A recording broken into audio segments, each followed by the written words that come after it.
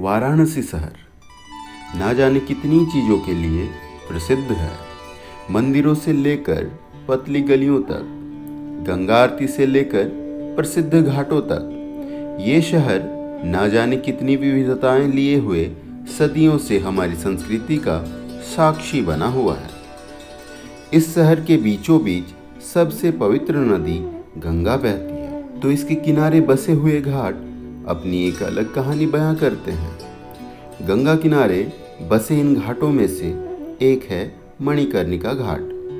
वास्तव में यह घाट न जाने कितने रहस्यों को अपने अंदर दबाए हुए आध्यात्म का एक विचित्र नमूना प्रस्तुत करता है। इस घाट में जहाँ एक तरफ चिताओं की अग्नि कभी बुझती ही नहीं है, वहीं न जाने कितनी रहस्यमयी घटनाएं होती है। इतनी विचित्रताओं की वजह से इस घाट में आखिर ऐसा क्या खास है जो इसे दूसरे घाटों से अलग और विचित्र बनाता है। आइए जानते हैं वाराणसी के मणिकर्णिका घाट से जुड़े कुछ रहस्य और विचित्र तथ्यों के बारे में। नमस्कार दोस्तों, मैं महावीर और आप सभी का अपने YouTube चैनल अपना भारत और हिस्ट्री में स्वागत है।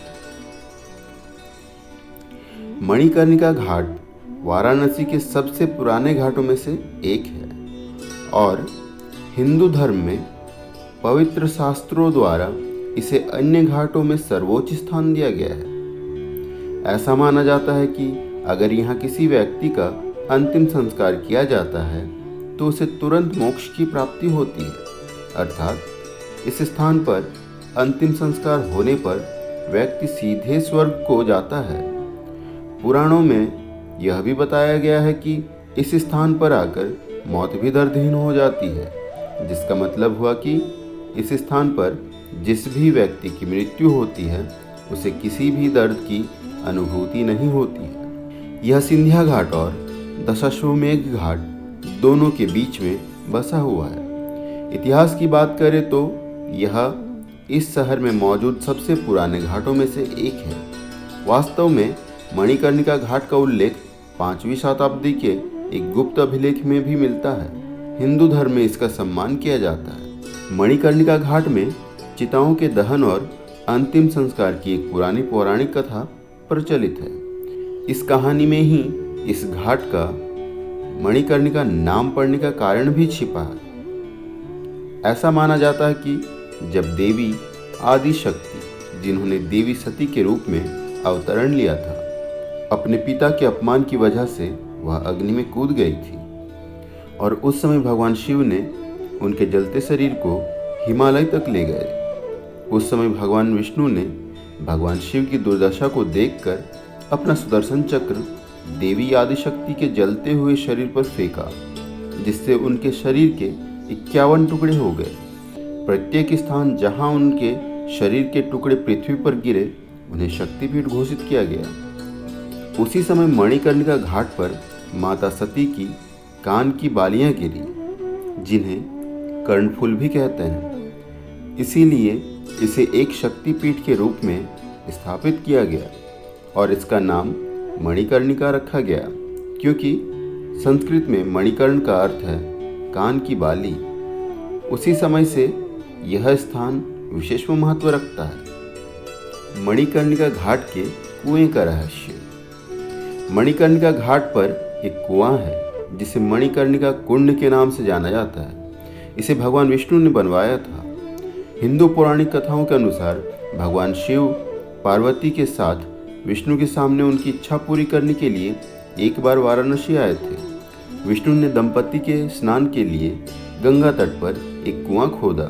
जब भगवान शिव स्नान कर रहे थे तो उनके कान की बाली से एक मणि कुएं में गिर गई, इसलिए इस स्थान के लिए मणिकर्णिका का नाम चुना गया। इस घाट से संबंधित एक और बात प्रचलित है कि भगवान शिव के कान का मणि उस समय नीचे गिर गया जब वह उग्र रूप में तांडव कर रहे थे और उसी से इस घाट का निर्माण हुआ। यहाँ 24 घंटे जलती है चिताओं की अग्नि। वाराणसी के इस प्रसिद्ध घाट के बारे में प्रचलित है कि यहाँ चिता की अग्नि कभी ठंडी नहीं होती है। यही नहीं, यहाँ के लोगों का यह भी मानना है कि इस घाट में जिस दिन भी चिताएं जलनी बंद हो जाएगी उस दिन वाराणसी के लिए प्रलय का दिन होगा।